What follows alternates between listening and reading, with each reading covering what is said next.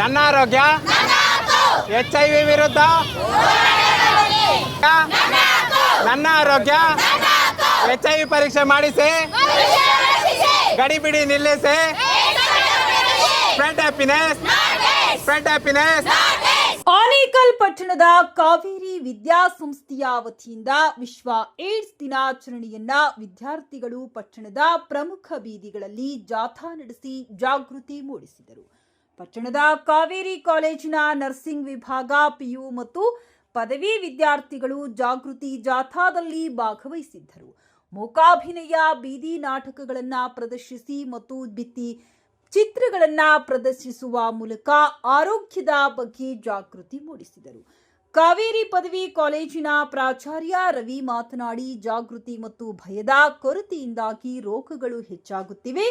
ಆರೋಗ್ಯವು ಪ್ರತಿಯೊಬ್ಬರ ಹಕ್ಕಾಗಿದೆ. ಹಾಗಾಗಿ ಏಡ್ಸ್ ಬಗ್ಗೆ ಜಾಗೃತಿ ಮೂಡಿಸಲಾಗಿದೆ. ಏಡ್ಸ್ ರೋಗಿ ಮಾತ್ರವಲ್ಲದೆ ಇಡೀ ಕುಟುಂಬವೇ ತಾರತಮ್ಯತೆಯನ್ನ ಎದುರಿಸಬೇಕಾಗುತ್ತದೆ. 2030ರೊಳಗೆ ಏಡ್ಸ್ ರೋಗವನ್ನ ನಿರ್ಮೂಲನೆ ಮಾಡುವ ಗುರಿ ಸರ್ಕಾರದ್ದಾಗಿದೆ. ಈ ನಿಟ್ಟಿನಲ್ಲಿ ಸಮುದಾಯ ಸರ್ಕಾರದೊಂದಿಗೆ ಕೈಜೋಡಿಸಬೇಕು. ಜಾಗೃತಿ ಮೂಡಿಸಲು ಸಂಘ ಸಂಸ್ಥೆಗಳು ಮುಂದಾಗಬೇಕೆಂದರು. ಕಾವೇರಿ ವಿದ್ಯಾಸಂಸ್ಥೆಯ ಆಡಳಿತ ಮಂಡಳಿಯ ನಿರ್ದೇಶಕ ಅನಾಸ್ ಮಾತನಾಡಿ, ಏಡ್ಸ್ ರೋಗಕ್ಕೆ ಜಾಗೃತಿಯ ಕೊರತೆಯೇ ಪ್ರಮುಖ ಕಾರಣವಾಗಿದೆ. ಸೋಂಕಿತರನ್ನ ನಿರ್ಲಕ್ಷ್ಯ ಮಾಡುವ ಬದಲಿಗೆ ಕಾಳಜಿ ವಹಿಸಿ ಜಾಗೃತಿ ಮೂಡಿಸಬೇಕು. ಮುಂಜಾಗೃತಿಯನ್ನ ವಹಿಸಿದರೆ ರೋಗವನ್ನ ತಡೆಯಬಹುದಾಗಿದೆ. ರಾಜ್ಯದಲ್ಲಿ ಏಡ್ಸ್ ರೋಗವನ್ನ ಸಂಪೂರ್ಣವಾಗಿ ತೊಲಗಿಸಲು 2017ರಲ್ಲಿ ಕಾಯ್ದೆ ಸಹ ರೂಪಿಸಲಾಗಿದೆ. ಈ ಕಾಯ್ದೆ ಅಡಿಯಲ್ಲಿ ಸೋಂಕಿತರನ್ನ ತಾರತಮ್ಯ ಮಾಡುವುದು ಶಿಕ್ಷಾರ್ಹ ಅಪರಾಧವಾಗಿದೆ. ಪ್ರತಿಯೊಬ್ಬರಿಗೂ ಸಹ ಬದುಕುವ ಮತ್ತು ಗುಣಮಟ್ಟದ ಜೀವನ ನಡೆಸುವ ಹಕ್ಕನ್ನು ಸಂವಿಧಾನ ನೀಡಿದೆ. ಕಾಯಿಲೆಯ ನೆಪದಲ್ಲಿ ರೋಗಿಯನ್ನ ಸಮಾಜದಿಂದ ದೂರ ಮಾಡುವುದು ಒಳ್ಳೆಯ ಬೆಳವಣಿಗೆಯಲ್ಲ ಎಂದರು. ಕಾವೇರಿ ಪದವಿ ಪೂರ್ವ ಕಾಲೇಜಿನ ಪ್ರಾಚಾರ್ಯ ಕೃಷ್ಣಮೂರ್ತಿ, ನರ್ಸಿಂಗ್ ಕಾಲೇಜಿನ ಪ್ರಾಚಾರ್ಯ ಕೇಸಿಯಾ ಮತ್ತು ಅಜಿಲ್ ಉಪಸ್ಥಿತರಿದ್ದರು.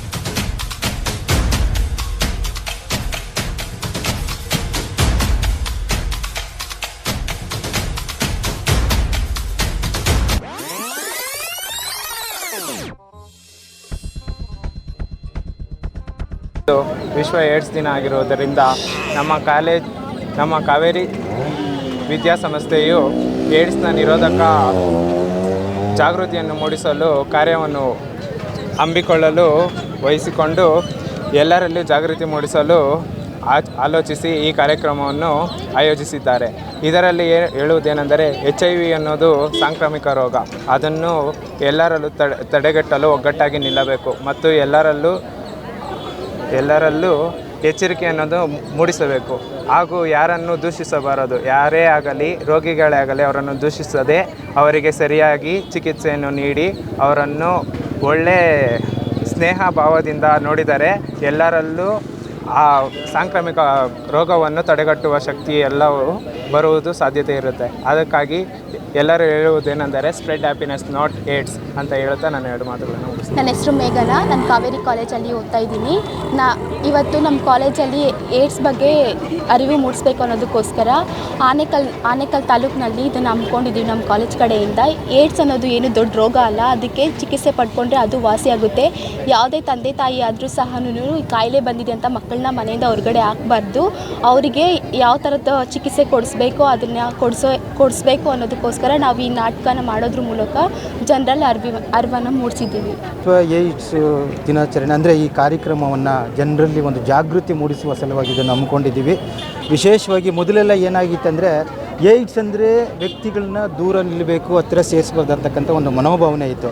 ಆದರೆ ಏಡ್ಸ್ ಬಂದ ತಕ್ಷಣ ಅದು ಸಿರೆಂಜ್ ಆಗ್ಬೋದು ಅಥವಾ ಲೈಂಗಿಕತೆ ಆಗ್ಬೋದು ಅಥವಾ ಈ ರಕ್ತ ತೆಗೆದುಕೊಂಡು ಅದರಿಂದ ಉಂಟಾಗುವ ಇದು ಕಾಯಿಲೆ ಅಪ್ಪಿಕೊಳ್ಳೋದಾಗಲಿ, ಮತ್ತೊಂದು ನಾವು ಹಸ್ತಲಾಘವ ಮಾಡೋದಾಗಲಿ ಅಥವಾ ಅವರು ಜೊತೆಯಲ್ಲಿ ಊಟ ಮಾಡೋದಾಗಲಿ, ಈ ರೀತಿಯ ಒಂದು ಸಂಪರ್ಕಗಳನ್ನ ಹೊಂದ್ಕೊಂಡ್ರೆ ಅದು ಯಾವುದೇ ರೀತಿಯ ಒಂದು ಸ್ಪ್ರೆಡ್ ಆಗೋದಿಲ್ಲ. ಹಾಗಾಗಿ ಇವತ್ತು ಸಮಸ್ತ ಆನೇಕಲ್ ನಾಗರಿಕ ಬಂಧುಗಳಲ್ಲಿ ಈ ಏಡ್ಸ್ ಬಗ್ಗೆ ಒಂದು ಜಾಗೃತಿ ಮೂಡಿಸುವಂತಹ ಕಾರ್ಯಕ್ರಮವನ್ನು ಇಂದು ನಾವು ಕಾಲೇಜು ವತಿಯಿಂದ ಹಮ್ಮಿಕೊಂಡಿದ್ದೀವಿ. ಜನರಲ್ಲಿ ಜಾಗೃತಿ ಆಗಬೇಕು, ಅದರ ಬಗ್ಗೆ ನಾವೆಲ್ಲರೂ ಸುರಕ್ಷಿತವಾಗಿರಬೇಕಂತಕ್ಕಂಥದ್ದು ನಮ್ಮ ಆಶಯ. ಹೌದು, ವಿಶೇಷವಾಗಿ ಇವತ್ತು ನಮ್ಮ ಮಕ್ಕಳಲ್ಲಿ ಒಂದು ಮೂಕಿ ಅಭಿನಯ ಮೈಮ್ ಅಂತಕ್ಕಂಥ ಒಂದು ಕಿರು ನಾಟಕ ಪ್ರದರ್ಶನದ ಮುಖಾಂತರ ಜನರಲ್ಲಿ ಅರಿವನ್ನು ಮೂಡಿಸುವ ಕಾರ್ಯಕ್ರಮವನ್ನು ನಾವು ಇವತ್ತು ಹಮ್ಮಿಕೊಂಡಿದ್ದೀವಿ.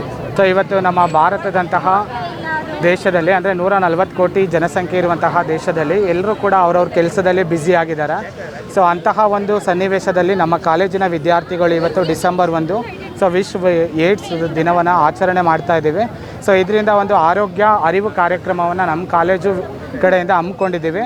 ಸೊ ಇದರಲ್ಲಿ ನಮ್ಮ ಕಾಲೇಜಿನ ವಿದ್ಯಾರ್ಥಿಗಳು ಒಂದು ಮೈಮನ ಪ್ರದರ್ಶನ ಮಾಡಿದ್ದಾರೆ. ಸೊ HIV ಮತ್ತು ಏಡ್ಸ್ ಹಬ್ಬಿರುವಂತಹ ರೋಗಿಗಳನ್ನು ಸಮಾಜದಿಂದ ನಿಜಕ್ಕೂ ದೂರ ಇಡ್ತಾ ಇದ್ದಾರೆ. ಸೊ ಅವರನ್ನು ನಾವು ಸಮಾಜದಿಂದ ದೂರ ಇಡಬಾರ್ದು, ಅವರೂ ಕೂಡ ನಮ್ಮಂತೆ ಕಾಣಬೇಕು ಅನ್ನುವಂತಹ ಒಂದು ಸಂದೇಶವನ್ನು ನಾವು ನಮ್ಮ ಮಕ್ಕಳ ಮುಖಾಂತರ ನಾವು ಸಮಾಜಕ್ಕೆ ತಿಳಿಯುವಂತಹ ಒಂದು ಪ್ರಯತ್ನಗಳನ್ನು ಮಾಡ್ತಾ ಇದ್ದೀವಿ.